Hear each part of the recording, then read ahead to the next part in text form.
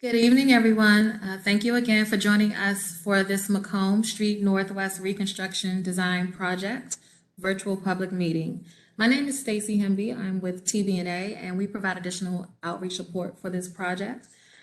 First, I'd like to cover a few meeting logistics with you before we get started with the presentation. So as shown on the slide, next slide, please. As shown on this slide, this meeting is being recorded, and that's just so we can accurately capture everyone's comments and concerns. I also like to make you aware that the meeting is being streamed live on DDOT's Facebook page. The team will start with a presentation, and immediately following, we will begin our Q&A session. While the team is doing the presentation, everyone's mic, except the presenters, will be muted, and that's just to avoid any background noise. We ask that you put your questions or your comments in the Q&A section, and that's found at the bottom of your screen. If you're dialing in and you would like to leave a question, please hit *3 on your phone's keypad. This will serve as a hand raise and is noted by the team. All questions that come in will be answered in the order that they're received at the end of the presentation. Last quick note is that we have a Title VI form that we'll ask for you to complete at the end of the presentation, and we'll provide the necessary details for that towards the end. Next slide, please. So I'd just like to start by introducing the team to you. The first section is the DDOT team. Zara Doriz is the program manager for Wards 3 and 4 on Team 2. We have Yvonne Thelwell, and she's the supervisor for Team 2. Gurmai Tesfamichael is the project manager for this and for Team 2. And then Christian Pinheiro is the DDOT Ward 3 Community Engagement Specialist. Alberta Paul is with us, and she's the Communication Specialist for IPMD. And then we have the design team. Ash Worku is the project manager for this Macomb Street project. Alejandra Felgorosa, is the roadway lead. Aswar Ahmad is our quality manager. And then there's me, Stacy. I've already introduced myself. We're doing the public outreach. So I'd now like to turn it over to Ash, and he's the project manager, and he'll start the presentation. Thank you, Stacy. Hi, everyone. My name is Gurmai Tesfamichael. I'm with DDOT, IPMD, Team 2. I'm the project manager for this project, Macomb Street Reconstruction project. This is our first public meeting for the project. And in today's meeting, we will be talking about the project overview and project objectives. Under this project objectives section, we will talk a little bit about the safety improvements. Next, we will talk about the existing condition. Under this section also, we'll discuss about the current situation in the corridor and key issues. Next, it will be a proposed improvement, this corridor. And under this section, we'll talk about the design details and the sequence of construction. We'll be also talking about the project schedule in detail. On the next section, under the staying connected, we will be talking about who the contact people will be for the project from DDOT and from the design team. And at last, we will have a question and discussion session. Next slide.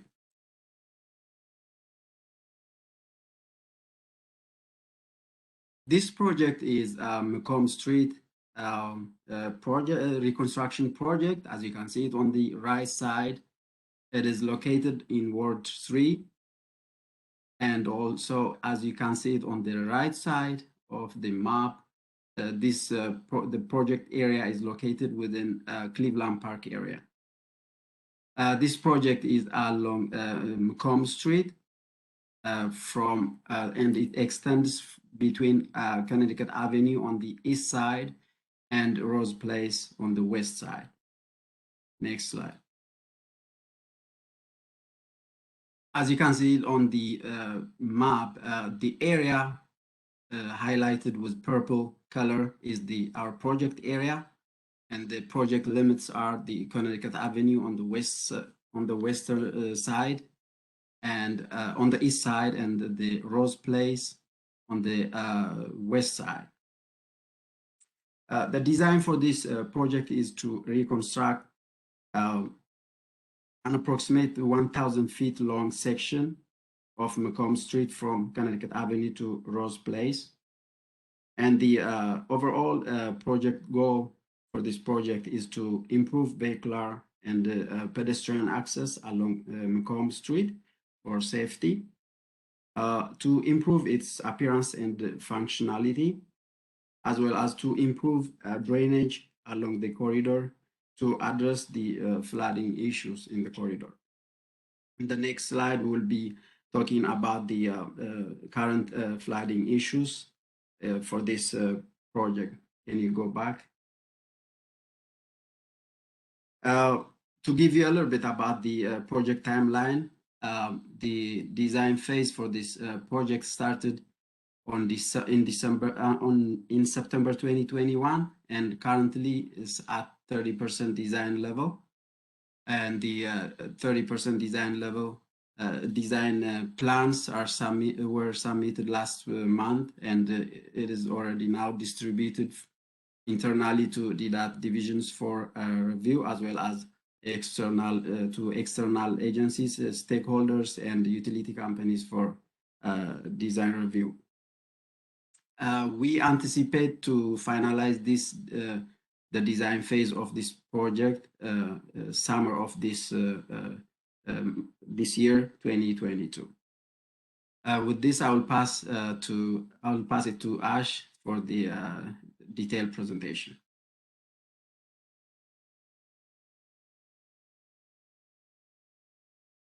Good evening, I'm Ash. I will be talking about the proposed improvements and then I'll walk you through the existing conditions and then the problems that the existing conditions have and what we are trying to do to address the existing condition issues.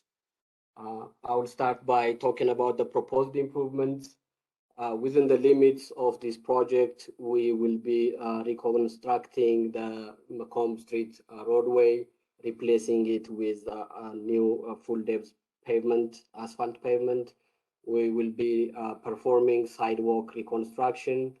We will make sure that especially the north side sidewalk complies with the Americans with Disability Act. As we all know, this location has drainage issues, and we'll be improving the drainage to make sure that we don't have flooding. And as we implement all this improvement along the corridor, we will focus on preserving the existing trees to a maximum extent possible, and then also we will perform landscape restoration within the public right-of-way. Next slide. One of the objectives for this project is to improve safety per the DDOT DC mayor's challenge for safer people in the safer streets, Vision Zero, which is to improve safety for the pedestrian and bicycle. We have incorporated several safety improvement along the corridor that aligns with this Vision Zero. One of the safety improvements that we are implementing is to improve and enhance the lighting. We performed the photometric analysis for this corridor, the existing photometric analysis, which means it's a way to measure how lit the roadway is, and we are proposing to improve the lighting to bring it to current DDOT standards. And the other safety concern is ponding during rain events, which creates safety issue with vehicles and pedestrians. So we address the drainage. By improving the drainage, we address the flooding issue. On several locations, there are some non-ADA compliant sidewalk, especially along the north side of the project. So we strive to address the issue by making the sidewalks ADA compliant. And then also, without even considering the ADA compliance, some of the sidewalks are too narrow for the pedestrians to pass, and especially along the trees, when it gets closer to the trees, the sidewalks are narrow and they're steep. So to address the safety concern with those spots, we improve the sidewalks by widening and leveling the grade so that the pedestrians can safely move. In addition, we have introduced proper curb ramps at mid-block crossings. Next.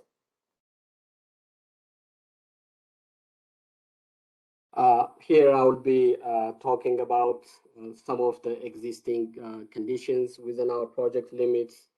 Within the project limit, we have a 30-foot roadway from curb to curb, and we have a 60-foot right-of-way, a public right-of-way, and then we have a 90-foot building restriction line. If I walk you through from west to east, we do have insufficient curb height on both sides of the street, pretty much for the entire length of the project.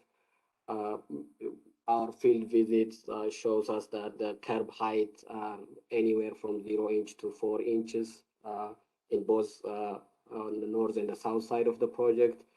We have insufficient sidewalk widths along the north side, especially, and where the mature trees have kind of outgrown the buffer area. And then the mature trees have outgrown the narrow buffer, which interfere with the existing sidewalk. And there is a mid-block crossing, zebra crossing towards the east end of the project. And that mid-block crossing does not have any ADA compliant curb ramp. Next. Here is an existing condition showing in a typical section form. As you can see on the north side, we do have a sidewalk. On average width of the sidewalk is about 3 foot, and an average width of the buffer is about 4 foot from the face of the curb. We have a 60-foot right-of-way, 30-foot cartway. The travel pattern is we do have parking on both sides and a very narrow central section serving as a two-way traffic. As I mentioned earlier, we have a variable curb height, 0 inch to 4 inch, which creates an issue with the drainage and safety, with the vehicular safety as well. We do have a variable width sidewalk on both the north and south side, but the south side is relatively wider, but the north side is really constrained. Mature trees we do have mature trees on both sides of the street. Some of the existing trees on the north side are in conflict with the overhead power lines, and those utility companies have pretty much butchered the top of the trees to make sure that the tree limbs are not in conflict with the overhead wires. And on the north side, we do have an existing, majority of the north side have an existing landscape wall within the public right-of-way. Next slide. Here are graphical presentations of some of the issues that I discussed in the previous two slides.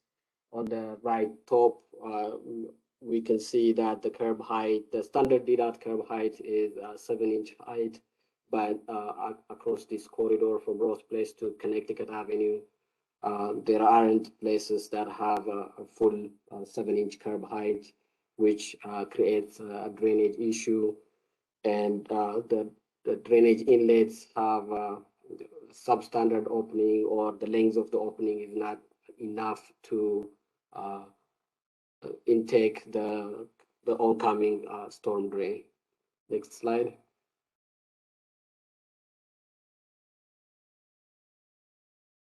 Here we can see some of the accessibility issues that we discussed earlier. On the top right, you can see the existing zebra crossing, which has been faded. That's a safety concern. The zebra crossing has to be visible. And in addition to that, there are no curb ramps, accessible curb ramps on either side of the street to lead to this existing zebra crossing. On the bottom left, there is a perfect example for matured tree having an interference with the existing sidewalk. Grades of the sidewalk have been altered, and then also the width of the sidewalk is narrow and is not ADA compliant. Next slide.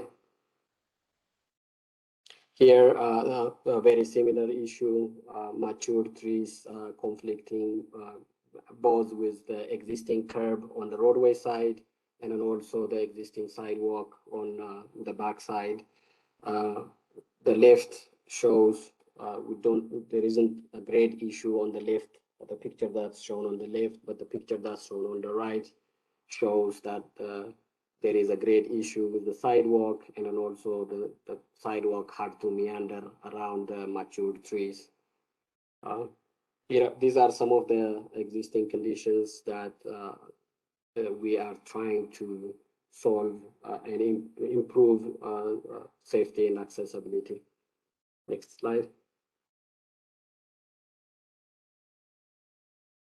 Yeah, we have discussed a little bit about what the existing conditions look like. Now I will discuss what we are proposing in order to improve the safety, accessibility, and flooding issues that we are experiencing along this corridor.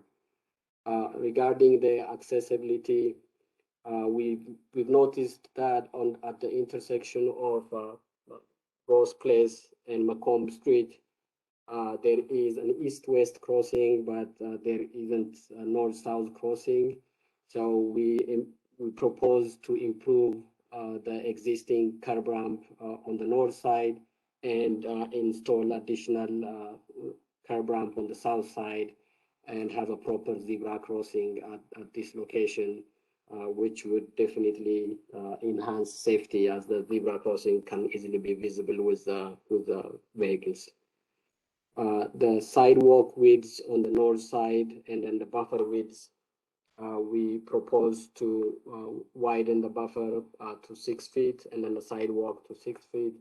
By widening the buffer zone will allow us to maintain the existing matured trees to the maximum extent possible. And by widening the sidewalk, we will be able to provide a safe, accessible route along the north side of the Macomb corridor. We propose to improve the curb and gutter height so that we would be able to convey the drainage properly and the flooding issue can be reduced. By improving the curb height, we definitely improve the inlet, the drainage inlets, by which when the opening is as per the current standard, it will intake the maximum amount of storm water that would be flowing along the curb flow line. In addition to that, there are some cross slope issues, especially on the north side. We will improve the roadway cross slope in such a way that it will convey proper drainage along the face of the curb. And sidewalks, as we've seen on some of the issues, we do have a width issue on the existing, so the proposed would improve the widths so that we have an ADA and DDOT compliant sidewalk. We have several locations where the cross slope is not ADA compliant, it's not safe for either pedestrians or people utilizing wheelchairs. And closer to the matured trees, there are some grades that are steep steeper than what's allowed by ADA, and will improve those grades to make sure that we have appropriate grades for people with wheelchair to travel those improved sidewalks. Next slide. Here we are looking at the typical section, what the proposed typical section looks like. On the north side, like I discussed on the plans, we plan to widen the buffer and widen the sidewalk and reset the existing landscape walls within the DDOT right-of-way. And the other improvement that I mentioned earlier is we have done an existing photometric analysis or existing how lit the corridor is. Based on that, we have anticipated that we needed to upgrade the lighting throughout this road. So we will be utilizing existing utility poles, but replace the existing arm and the luminaire with the current standards, so that the illumination of the corridor is improved. The one thing that's not changing is the curb-to-curb width of this roadway stays the same, 30-foot wide from face of curb to face of curb. We'll still would be having parking on each side of the street, and there will be a two-way traffic in the middle. The curb height, we will be utilizing variable curb height, but the minimum curb reveal that would be utilizing is a 4-inch, and we anticipate the south side curb height to be about 4-inch, and the north side curb height to be 7-inch height. This is in order to minimize the amount of excavation that needs to be performed throughout the project. The north side sidewalk would be 6 foot wide. There would be sufficient buffer for the mature trees. To the maximum extent possible, we will try to preserve the trees along the north side, but based on the arborist input and the DDOT's Urban Forestry Division, if some of the trees cannot be salvageable, we would be replacing them with new trees that are congruent with overhead power lines. So the trees would be not in conflict with the overhead power lines. And as I stated earlier, we would be resetting the landscape walls about 12 foot away from the north side face of curb. Next slide. Here are the proposed improvement continued, just to see how we will be improving the existing deficiencies throughout the corridor. The top right corner, it shows the zebra crossing with no ADA curb ramp. We'll be proposing ADA curb ramps on both north and south side of the street. And if you see the picture on the top left, it shows that we don't have a curb reveal 2 inches or less, and we will be replacing it with a curb and gutter to improve conveyance and make sure that the stormwater is contained within the roadway curbs. Next slide. Now that we've walked through some of the design solutions,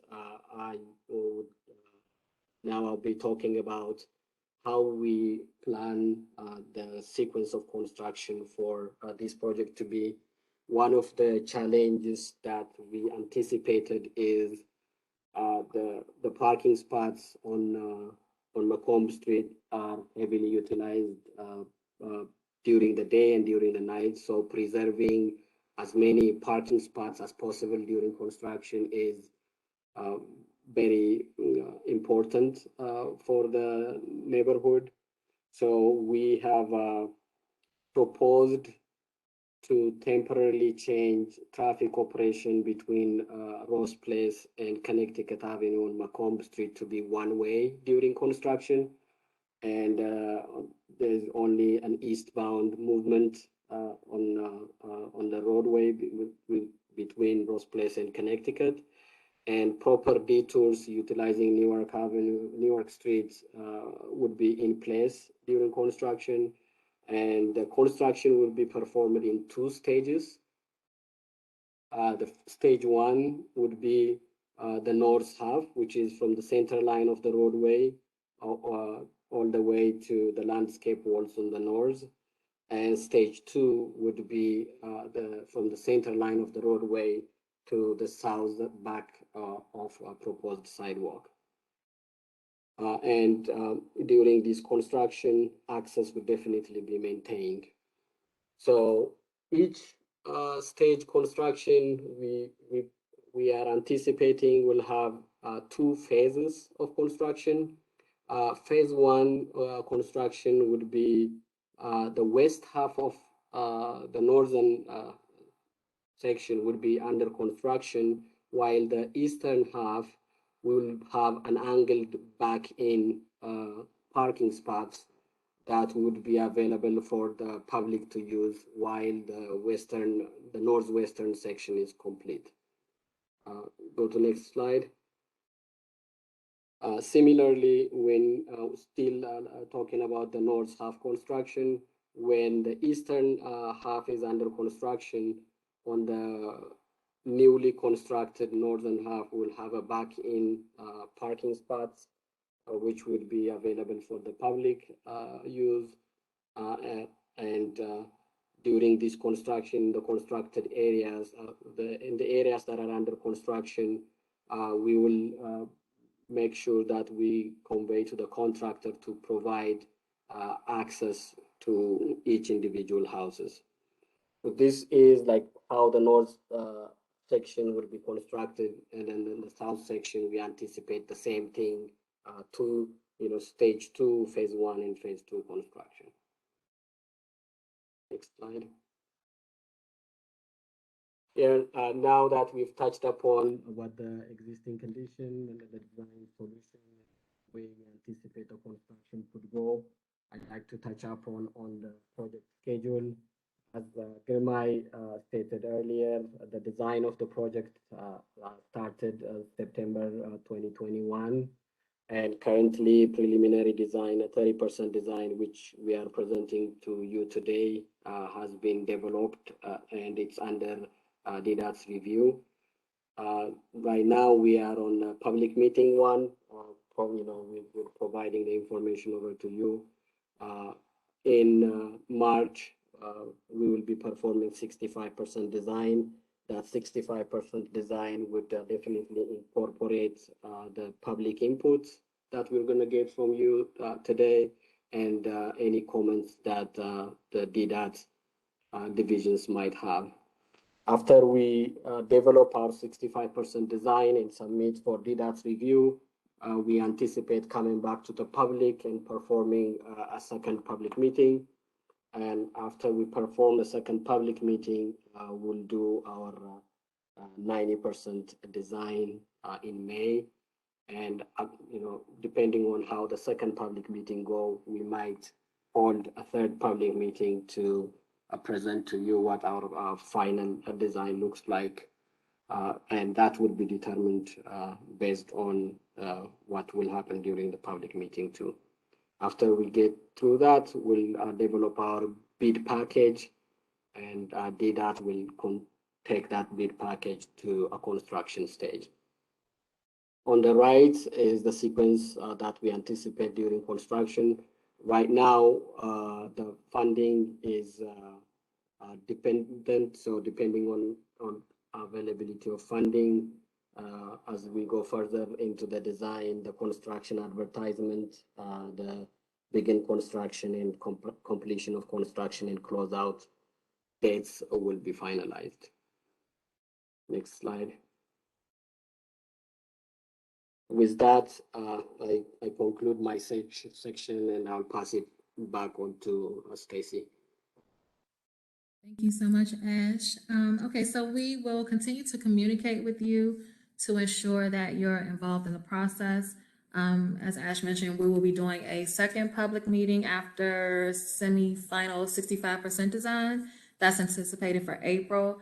And then a third meeting after final 90%, which is anticipated for May. But we definitely want to stay connected with you, not just during the meetings, but throughout the project if you have questions. So here on this slide are a few essential contacts for you. And I'll just read them out just in case there are some folks that are dialing in. I am the public information contact. Again, my name is Stacy Humby. That's STACEEHEMBY. And my email address is the best way to reach me, which is stacy@tbaconnects.com. And I'll just spell that out in case you're listening in. It's STACEEAT@tbaconnects.com. And then there is our project information contact, which is Gurmai Tesfamichael, the project manager at DDOT, and his email address is gurmai.tesfamichael@dc.gov. And I'll just spell that out again. It's GHIRMAYY.TESFAMICAEL@dc.gov. And then if you're media, we have designated media contacts within DDOT, two people. One is Herman Vigil, and the email address is first name, last name @dc.gov. I'll spell it out. It's GERMAN.VIGIL@dc.gov. And last, Mariam Nabazad, and I'll spell that. It's MARIAM.NABIZAD@dc.gov. Next slide, please.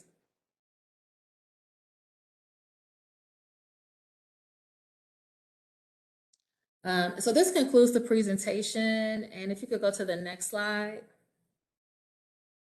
So with that, I'd just like to thank you again for joining us. We'll go into the Q&A now. Before I do that, I just want to do a quick reminder to please complete this short Title VI form for us.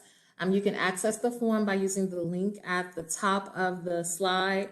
If you're dialing in, that's rebrand.ly/Macomb ST Jan 2022-comments.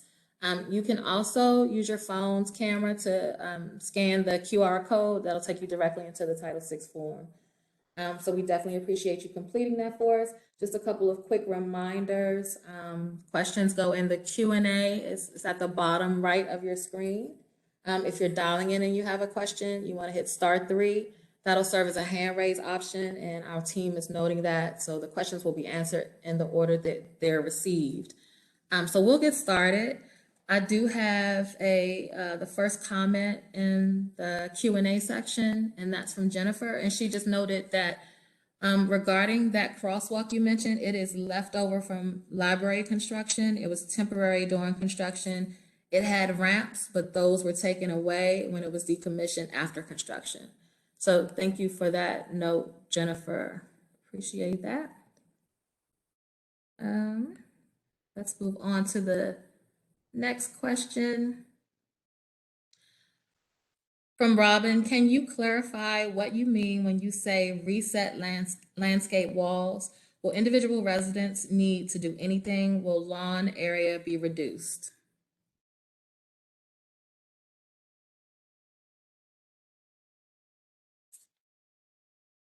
Ash, you wanted to start the question, fielding the questions? Yeah, I got it. Can you go to the typical sections, Alejandra? The proposed typical section?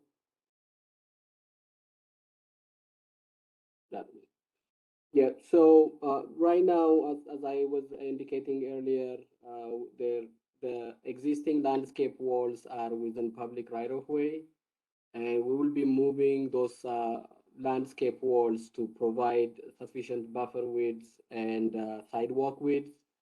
Yes, the front lawn would be reduced, but that reduction is in the public right of way. The landscape walls would still be installed or constructed within the DDOT right of way.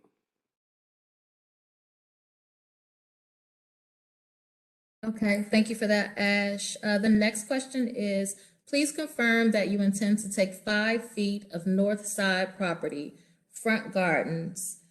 We need to see the designs. How do you handle driveway, existing steps, etc.? Yes, definitely. When we are resetting these walls, we will definitely be installing the new steps that are going into the front yards, and then also while we're constructing the landscape walls, there will be some construction easement. And within that construction easement area, we already have taken inventory of what existing plants out there, and would definitely specify replacement of those plants in kind. The only exception would be in an instance where we cannot find the specific plant, we might have to substitute it with what is locally available. But the intent is, to the maximum extent possible, to put back the same species vegetation through that construction area. And yes, approximately it's about 5 foot width that the landscape walls would be restated. All right, thank you for that, Ash. The next question from Robin, how long is the construction expected to take? Sorry if I missed that. Oh, right now we have looked into the construction, but not in detail, since the detailed design is anticipated to during the 65%. We'll have a better understanding of the duration at that time. But based on a high level at 30%, we anticipate the construction to be about 9 months to a year. But like I was explaining during the sequence of construction presentation, we'll try to make sure that as much parking spots are available for residents when we are doing a phased and staged construction of the Macomb Street. Okay, thank you, Ash. Next question from Peggy. How many of the mature trees does the arborist think will be lost? So right now we have done the inventory and we're looking into it. There are some trees that have been identified as unhealthy, but in addition to that, we'll have to fine tune our design. And by when we fine tune our design, the major intent would be to make sure that we minimize impacting the healthy trees, so that we can preserve them as much as possible. I think definitely this will be one of the questions that Stacy, we need to take a note of, and when we have a better information available, we can circle back to the person who asked the question. Got it. We're definitely recording all the questions and the person who asked them. So thank you for that, Ash. Another question from Peggy. During the construction phase, will the work be done on the weekends as well?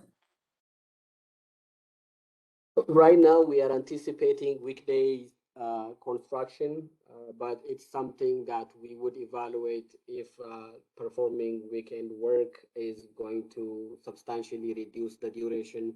It's something that we have to review, and possibly when we are at 65%, we'll look into it and see if there is a benefit. But our intent at 30% is construction to be Monday to Friday. Okay. Next question from Martin. Are there plans for traffic calming measures on the street, such as speed bumps? At this point, we do not anticipate those, but it's something that we have been thinking about, especially we got an information about the mid-block crossing, and we expect the mid-block crossing might stay. And if that's staying, we might have to do it as a raised crossing so that it kind of uh, perform a dual purpose of calming traffic and or providing safe crossing. Okay, thank you, Ash. Next question from Nakul, and I'm so sorry if I mispronounced your name, but can the proposed zebra crossing at Ross Place be raised to increase safety for pedestrians? We definitely would take that into account. The bigger issue that we looked at that was the drainage. If we have a way to add an additional inlet at the very beginning on the high side of that, we would definitely consider it and see how DDOT's internal reviewers would look into it. Germay, feel free to chime in if there is any discussion internally regarding that. Thank you, Ash. Regarding the raising the crosswalk at the intersection, at this time we haven't discussed about that option, but we're looking into it, and if it is necessary, we'll take it into account. But we haven't raised that issue. I mean, we haven't discussed that issue at this design level.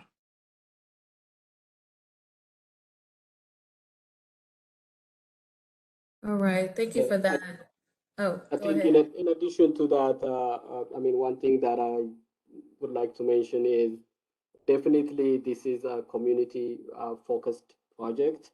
Yes, there are some safety issues that we need to address, but we definitely take these questions into account as we develop our design to 65%.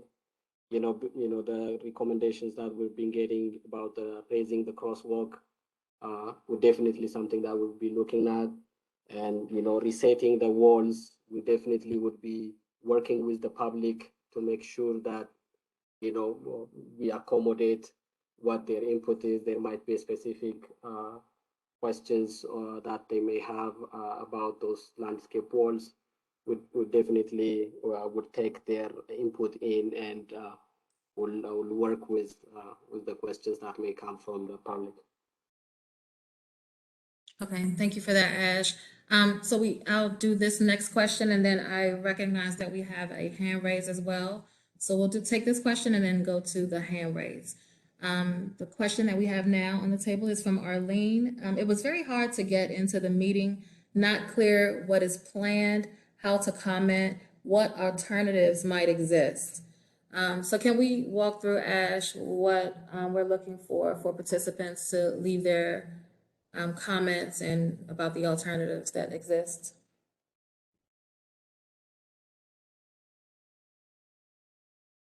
Yeah, I think go to the proposed typical section.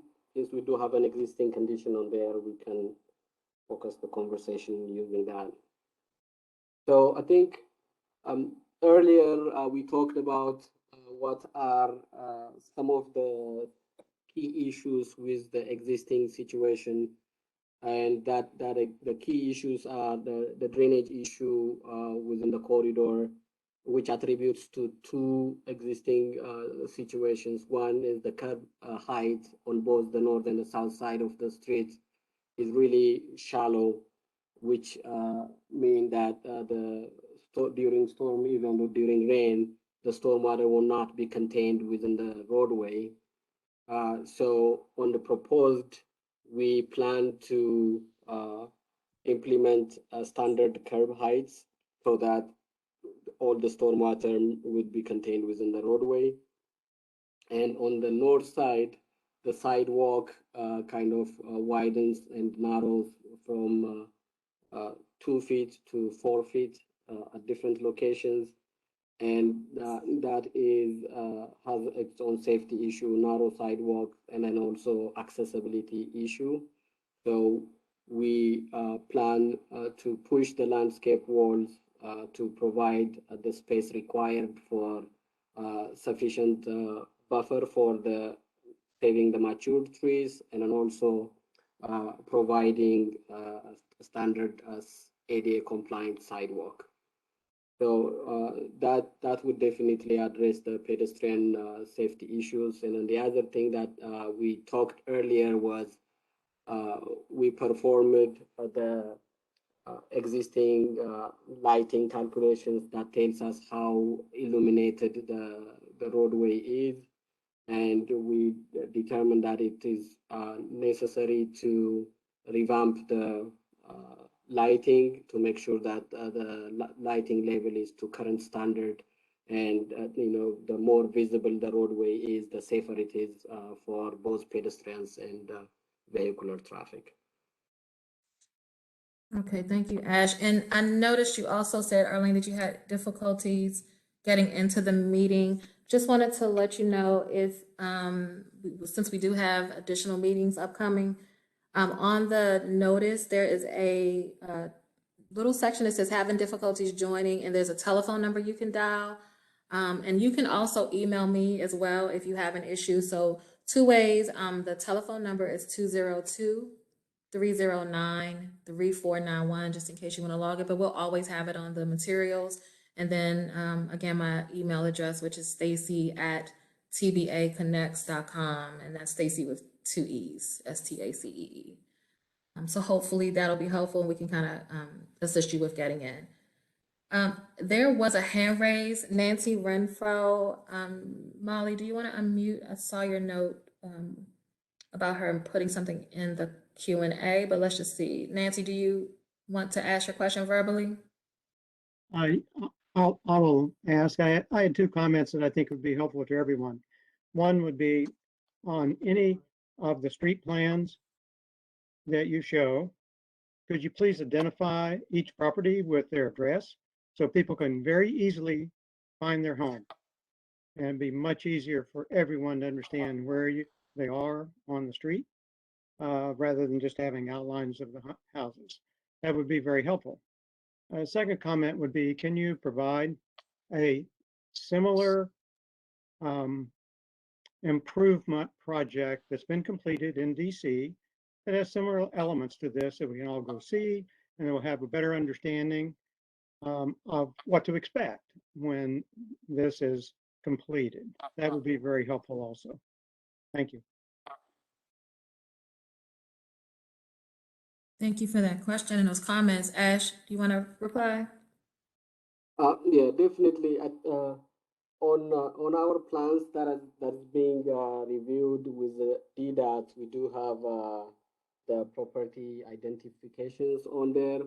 I think we definitely will take this comment in, and for the next public meeting, we'll make sure that at least the final slide with the Q&A on, we'll make sure that all the property addresses are listed on there.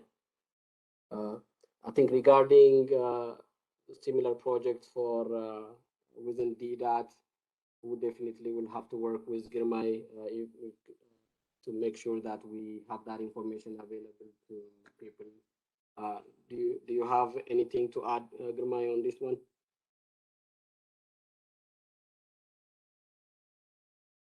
I think I don't have anything to add. I'm good with that. Okay. All right. Thank you for that. So the next question from Nancy McWood, do you have exhibits for each homeowner to show how their property could be affected by this proposal, and how you would propose to remedy any damage to improvements they have made?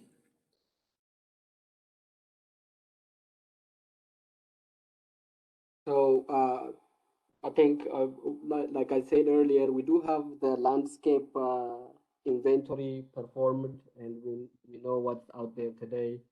And once we do construct these walls, anything that is within the public right of way and that have been affected and would be replaced in kind to the maximum extent possible.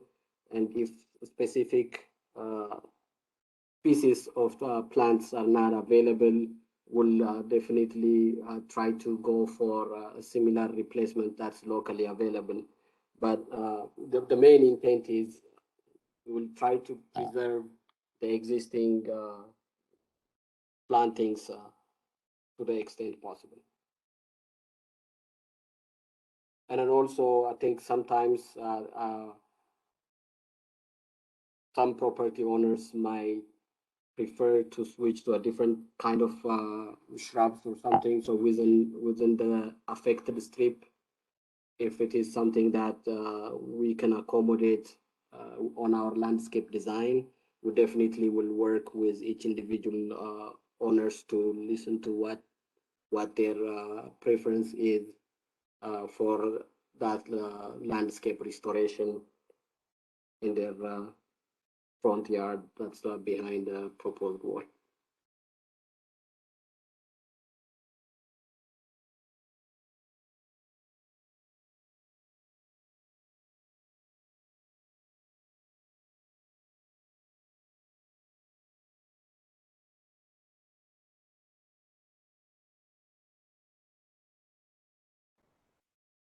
Oh, apologies, I was on mute. I'm trying to read a question from Reggie. The next question is, some of us believe the roadway is too narrow. There are many broken driver side mirrors. What is the reason for not widening the roadway or making it a one-way as part of this project? Definitely the DDOT internally with some stakeholders will have this public input, and we are planning to have a design charrette in a couple of weeks. We would definitely take this into consideration to possibly consider a one-way. But one thing that I would know on this one is widening would be basically wiping out all the matured trees in front, which I'm not sure if that is a desirable with the property owners. But if that's something that we would consider in our design charrette. Girma, if there is anything from the owner side that's worth adding on to respond to this question. Yeah, as Ash mentioned, widening the roadway will need to remove all the matured, all the old trees, and we might also need to remove more than 5 feet to the other side on both sides, and depending on the funds available for this project, and also the cost that will incur, additional cost that will incur by widening this roadway will not be within the budget that is set for this project. The main reason for this project is to address the, as was discussed before, to address the flood drainage issues and the other safety issues. I know it is, widening the roadways will also enhance the safety along that roadway, but that will not be taken care of with this project. It's the reason that we mentioned before. Yeah, I think in addition to that, the utility relocation by itself would be pretty much cost prohibitive.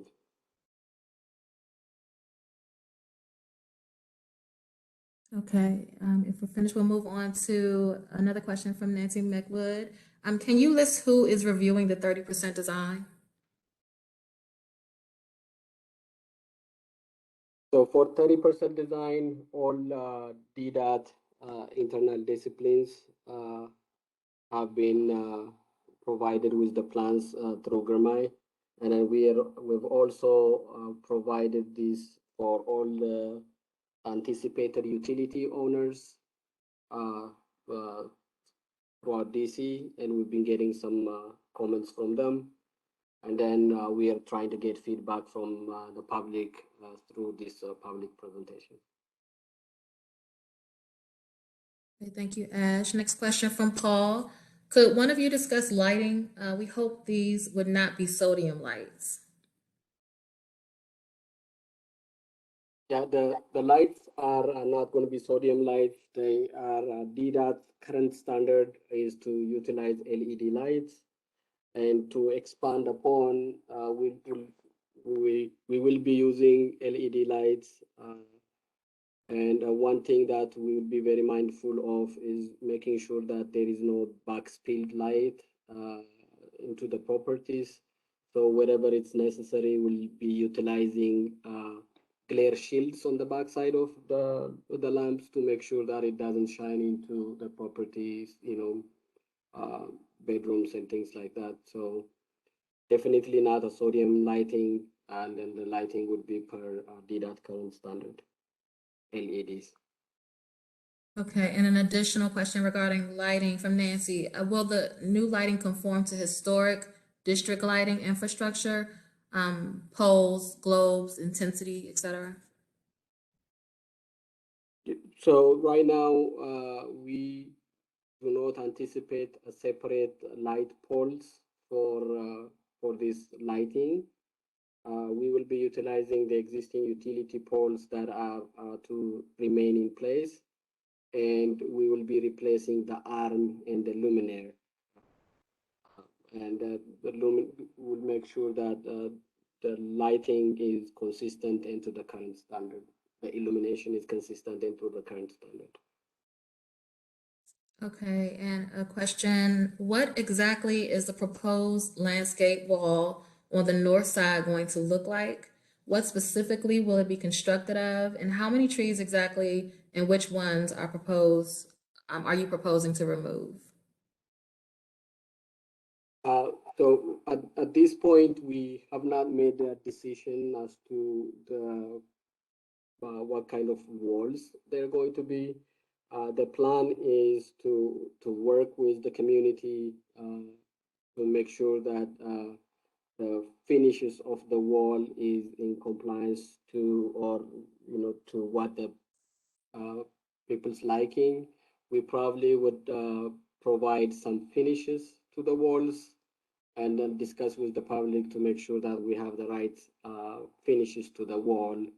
And we don't want to be like putting just concrete and leave it like that. We want to work with the public, work through the finishes. Yeah, that the backside definitely structurally sound landscape wall, but the finish of the wall would definitely will work with the property, each property owner to make sure that the facing of the wall is to their liking. And I think at this point, regarding the trees, the trees that could potentially be impacted, right now we have not finalized which ones could be impacted. There is a couple of things that we need to look into. For each tree, we have identified what is the critical root zone and the structural root zone. So we are trying to fine tune our design to make sure that we do not impact the structural and the critical root zone. So the more we fine tune our design not to impact those zones, we will be able to salvage or save the tree. Since our design has not been fine tuned, we do not have the exact count of the trees that could not be saved at this time. I feel like there was a third question that I'm missing. Was that only two, or was there a third question? No, I think you pretty much covered it, Ash. It was what exactly will the proposed landscape wall will the north side look like? What specifically will it be constructed of? And then they asked about the trees, which you covered. Okay. All right, Thank next you. question. You're welcome. Next question from Peggy. Some of us have retaining walls. Will these be rebuilt? Yes, those walls are going to be rebuilt to make sure that they sustain the earth, the pressure from the earth, and then make sure that they have the facing so that they are not just blank concrete and have some architectural finishes to them. Okay, and Nancy, you left your comment earlier, so just thank you again for that note to identify all properties by address, so they're easily identified. That, and the next question is, did you consider narrower sidewalks given the constraints of this area? So we do have a couple of competing needs, which one is to provide a safe and accessible pedestrian route, and then the other is to save the matured trees, and then in addition, provide an infrastructure that does not have the problems that the current conditions have, which is the flooding and then the safety issues. So to make sure that those are balanced, and as you've seen on some of the pictures, Alejandra, if you go back to the tree conflict picture.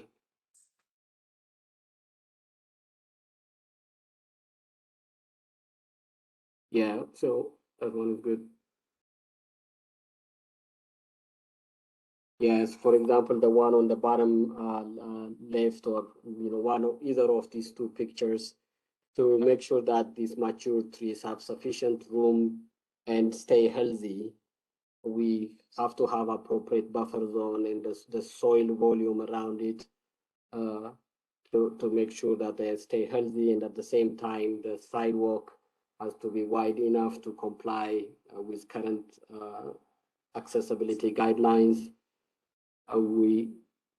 There isn't much room to narrow the sidewalks, but we will definitely evaluate these competing needs when we do have a design charrette in a couple of weeks, and see if there is any balancing that we could do.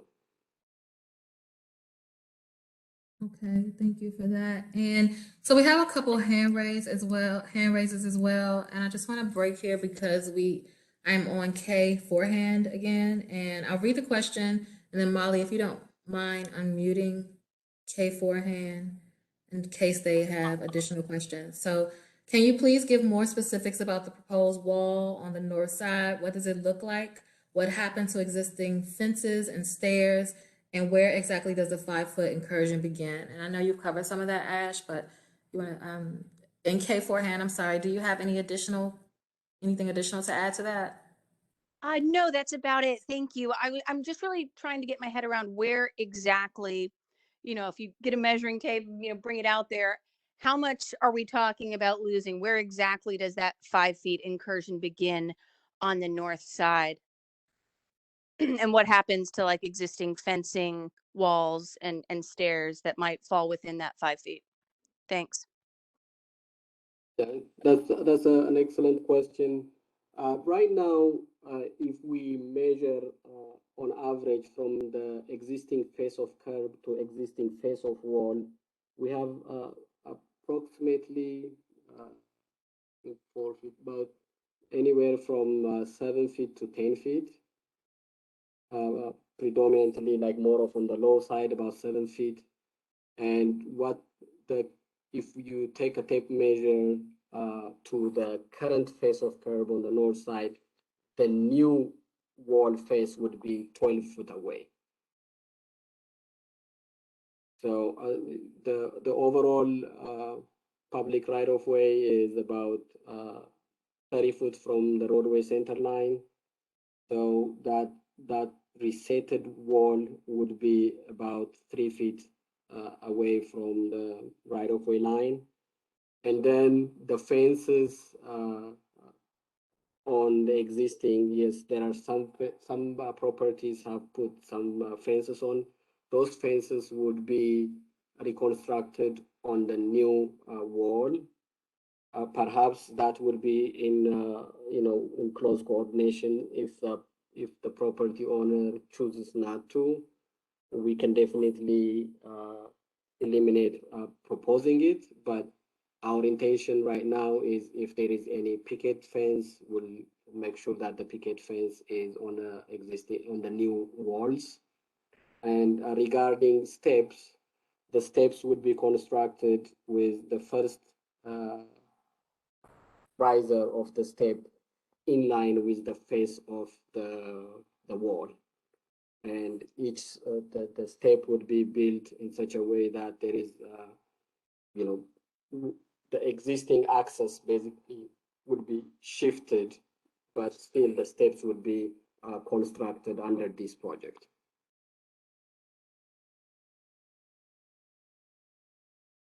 Okay, thank you for that, Ash. And we have another hand raised that I'd like to go to.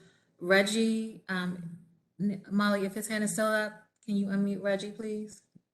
Reggie appears to have lowered their hand. Okay. All right, thank you for that, Molly. I'll go to the next question in Q&A then from Paul. How wide are the existing sidewalk and buffer? So Alejandra, can you go to the existing typical section? So when we average it out, the sidewalk on the south side is plus minus 5 feet, with the buffer being plus minus 5 feet. On the north side, the sidewalk is plus minus 3 feet, and the buffer is plus minus 4 feet. We've noticed that some of the locations on the north side, the sidewalk is about 2 feet wide. Some locations it goes up to 4 feet, and the buffer kind of meanders between 2.5 feet and 4 feet. Okay, thank you for that. Next question from Martin. Can you please post all the slides somewhere easily accessible so that we may refer to them in the future? Can we request this presentation by email?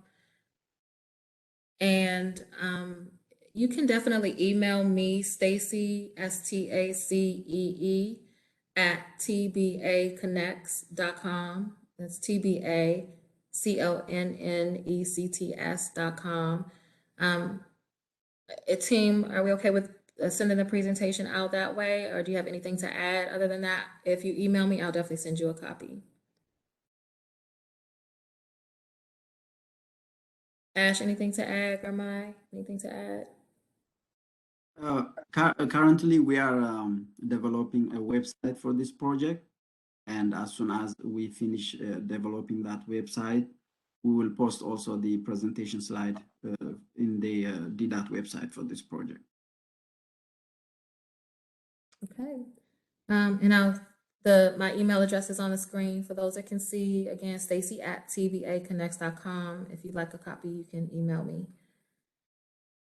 Thank you for that question. And we're moving on to the next question in the Q&A. Why is the south side a 10-foot buffer and sidewalk and the north side is a 12-foot? This is from Jocelyn. Yeah, an excellent question. We've looked into that. We were considering to have a consistent width on both sides of the street, and a couple of things to consider that we considered to stick with 5 foot on the south side and 6 foot on the north side. If I start from the south side, towards the west end of the project, there are a handful of properties, 6-7 properties that have a steep driveway that is going down at 16 or more percent towards the property. And if we are widening the sidewalk and buffer by a total of 2 feet, adding 1 feet on the buffer and 1 foot on the sidewalk, would definitely require lowering the sidewalk and then the roadway, which definitely impact the mature trees, not only on the south side, but also on the north side, which would be very difficult to design out of replacing all matured trees. In addition to that, uh, when when considering a sidewalk, if a sidewalk has a vertical wall right up against it, pedestrians would be a little bit shy to use, spaces very close to a vertical wall. And on the south side, majority of the sidewalk does not have a wall.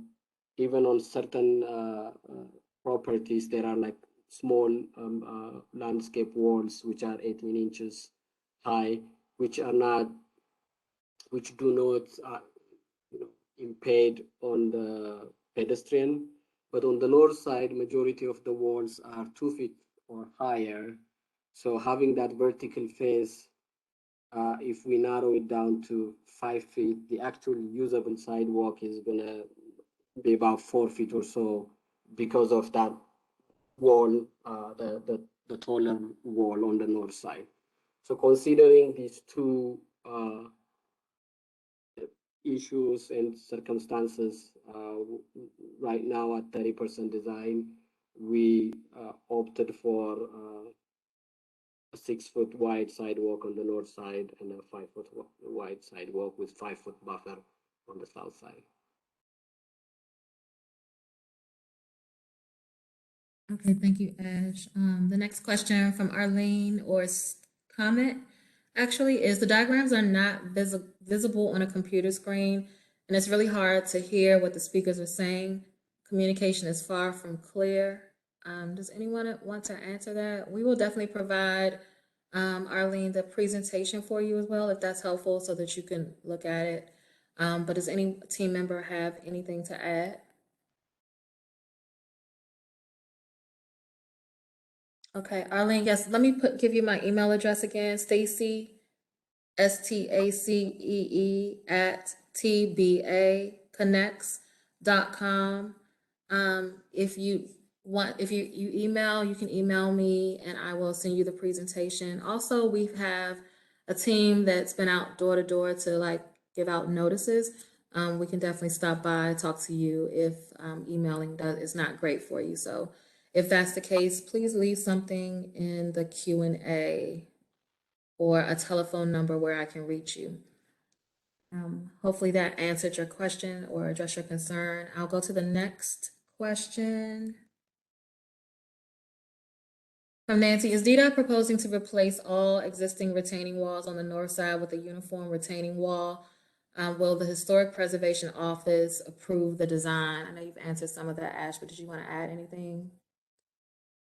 Yeah, I mean, our intent is to work with the property owners.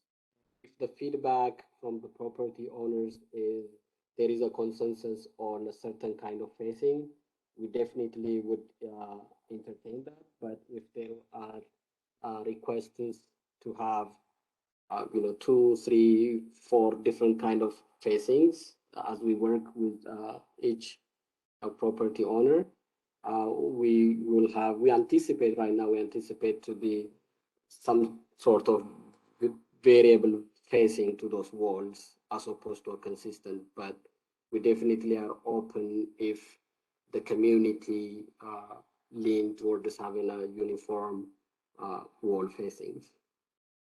And definitely we are developing an environmental document, a categorical explosion environmental document, which would be circulated with correct stakeholders, with one of them being a DC Historic Preservation Office. So the design and the documentation would definitely will be reviewed by them. Thank you, Ash. Next question. Actually, it was already spoken verbally earlier, just reminding us to provide a similar street improvement project where they can kind of take a look at what this will look like. So that's been addressed. We will go to the next question. How much lower will the ground level be on the north side from Nancy? I think if we do, when we do the fine tuning of the design, we expect a maximum of about 6 inches, but the plan is to do multiple refining so that the north side edge is as close to existing as possible, so that the wall heights do not increase, more than what they are out there today. But if there is an increase on certain spots, we don't anticipate it to be more than 9 inches or so. But on this one, we definitely, by 65% design, we can definitely have a better understanding of each wall at each property, whether the height is remaining the same or increasing by 3 inches, 6 inches, once we perform 65% design and refine our design to make sure that we mitigate, extended large wall heights, and also trying to preserve trees. All right, thank you, Ash. Next question is, will driveway openings / cuts be affected or updated as part of the curb work? This is from Serena. So yeah, the part of the curb work, we will still be redoing each driveway, and the driveway design will make sure that the reconstruction of the driveway goes to a limit that it's a smooth transition between what is existing today and what's being proposed. And we anticipate that to be within a foot or so of the face of the new wall. And the next question, which the hostess Molly has answered, thank you very much, but we'll just share it. Will a recording of this meeting be available online? Yes, all DDOT hosted virtual public meetings are uploaded to DDOT's YouTube channel, and the link is provided there. Once I share, you'll be able to pick that up. Okay. Then I'll go to the next question. Second. Okay, next question from Robin. As for accessing future meetings, if you can send info and links via the Cleveland Park listserv, that may be easier than providing the information via paper door knockers. So we will also, as well as doing the door knockers, we'll also do the listserv as well. Thank you for that note. And the next question from Robin, thank you. It would also be nice if we could see other participants, our neighbors, and ask questions in person rather than just via chat. Thank you for that note, Robin. Any team member have anything to add to that? And just to note, there's the option to also verbally say your question. You just have to press *3 on your phone if you're dialing in, and then you can ask your question aloud. Thank you very much I know the virtual world is different and challenging, so we definitely appreciate your patience through this process. Again, we're in the neighborhood, so if you have questions and you'd like to talk to somebody in person, just email me, Stacy at tbaconnects.com, and I will address any concerns that you have. So next, let's go back to Q&A. 1 second.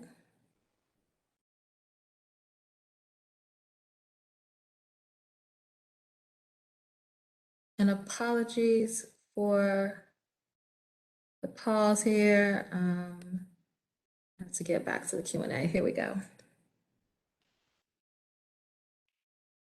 All right. From Robin, that's been addressed. Next question. Hello, are there any plans to make sure there are 2 cars for parking in between houses? Perhaps painting lines. There's a 5-foot parking law before driveways. However, on Upper Macomb and Newark, there are white painted lines for less than 5 feet. Therefore, no parking tickets.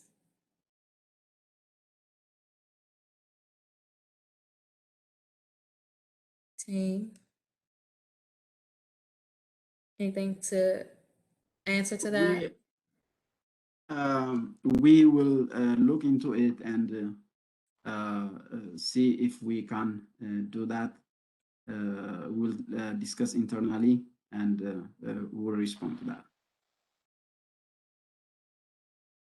All right, thank you for that. Another resident, Philip, noted that they share Reggie's concerns. So we're definitely capturing all of these concerns. Thank you for that note, Philip. And we'll just make sure that we have that recorded. The next question is from Peggy. Have you considered alternative side of the street parking during the week to improve the driving / crossing conditions without widening the road?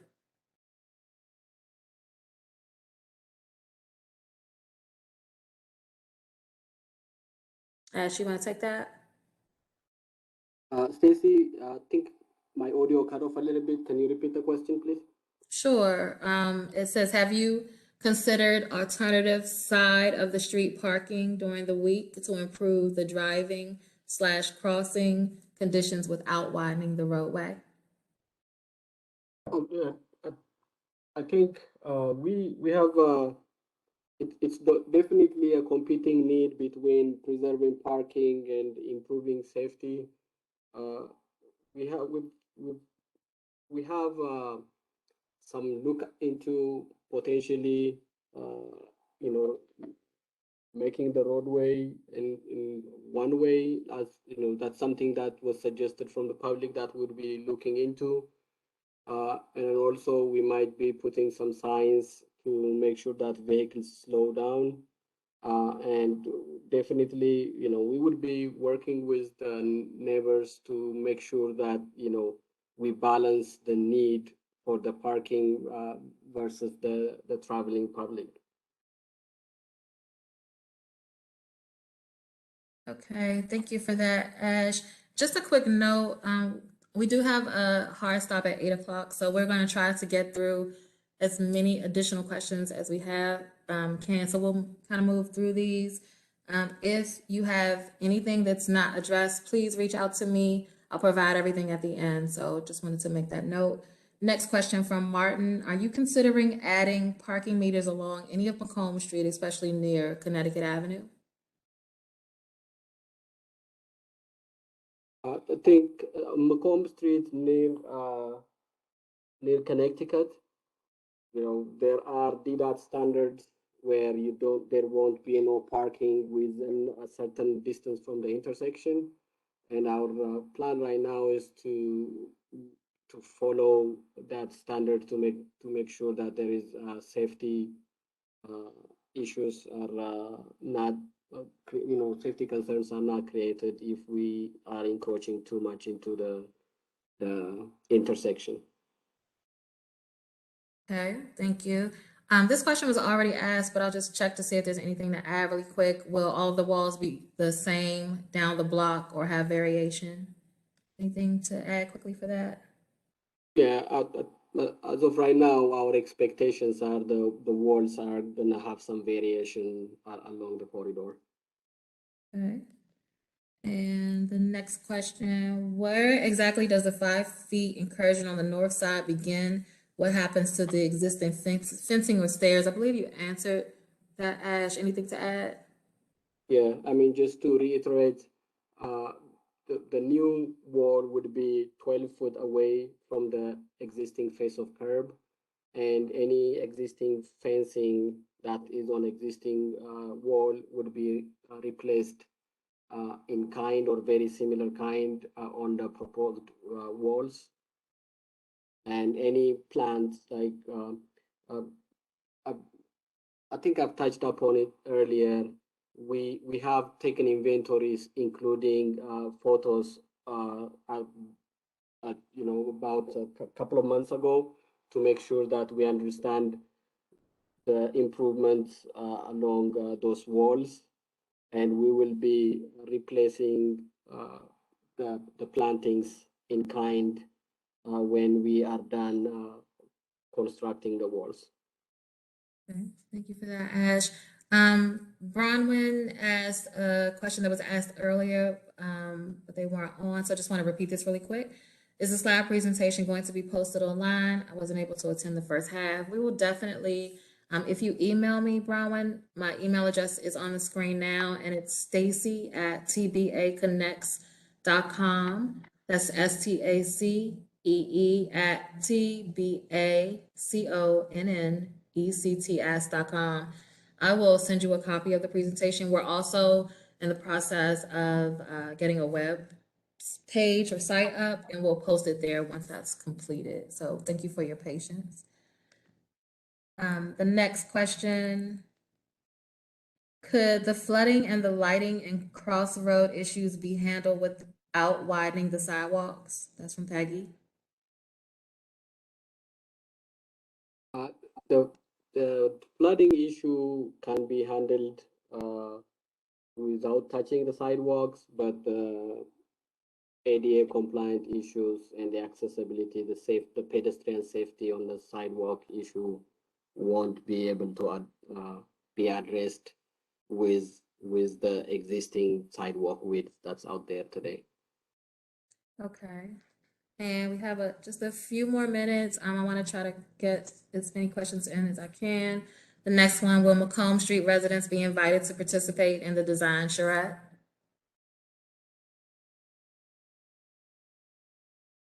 Jeremiah, would you be able to respond to this question? Yeah, so the residents that are affected by the on the north side will be contacted by our right-of-way division, and also we will have the second public meeting, and we will also distribute the invite for the second public meeting. But after 2 weeks, we will have also context-sensitive design, and we will also send some. We will send an invite, especially to those who are affected by the on the north side. Thank you, Gurmai. All right, with 3 minutes left, I just want to make a statement really quick. I know there are still questions in the Q&A. We will answer these questions. So after the meeting, we'll confer with the team. I'll confer with the team and get the answers for you. Please email me. My email again is stacy@tbaconnects.com if your question was missed, and we'll address it there. I do want to take one last question because this person has had their hand up for a minute. Paul, Molly, can you unmute Paul, please? Yeah. Yeah, it's Paul and Paula. I have two questions.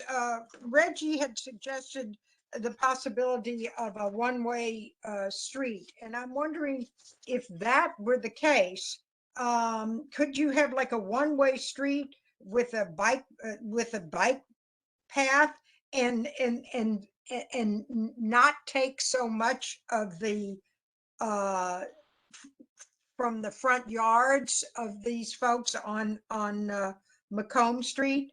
And my second question is, what material are you anticipating the sidewalks to be? I mean, they're brick and further up on Macomb and in Newark Street. And then we have a combination of concrete and then that kind of soft kind of, it looks like a material that it's kind of black with some gray in it, but it has a softer texture, I guess, to go over the contour of where the tree roots have come up. Yes, I think one thing that I like to say here is we are at the very early stage of the project, and we definitely welcome these inputs from the public. With regards to material, we plan to use predominantly concrete, but that does not mean it's set in stone. We definitely work with, with the public, and where it is necessary, we might have to do a flexi pave where the tree roots are at, because we really like to preserve the existing trees. But at the same time, as we are designing this, we have to make sure that the ADA compliance and the ADA accessibility compliance is met. And with regards to one-way street, we definitely have gotten a feedback, and we during the context-sensitive design and from DDOT, programmatic use of that roadway, it's something that we would be looking into, and I think DDOT will make a decision if that's feasible or not feasible. But we're ready to work with each individual property owner to make sure that we are not encroaching on their property, the front yards to the extent possible.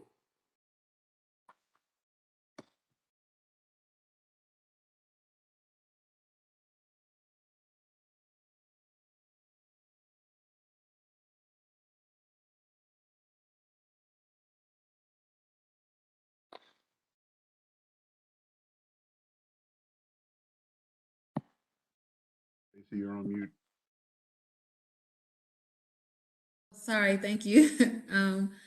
I was just saying that this will conclude our Q&A session.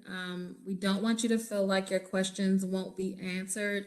If you have questions and they weren't answered tonight, please email me. I've already seen a request for the presentation come through, so keep that coming. My email address is stacy@tbaconnects.com. That's STACEE @tbaconnects.com, and it's on the screen as well now, along with the other contacts for the project. So send me an email. We will send the PDF version of the PowerPoint to you. And if you have a question that was not answered tonight, please email me and we'll get that question answered. Thank you so much for coming tonight. Please take a few minutes to complete the Title VI form for us. You can use the QR code on the screen or go to rebrand.ly/Macomb, STJAN 2022-comments. Thank you so much for participating tonight. This was very helpful.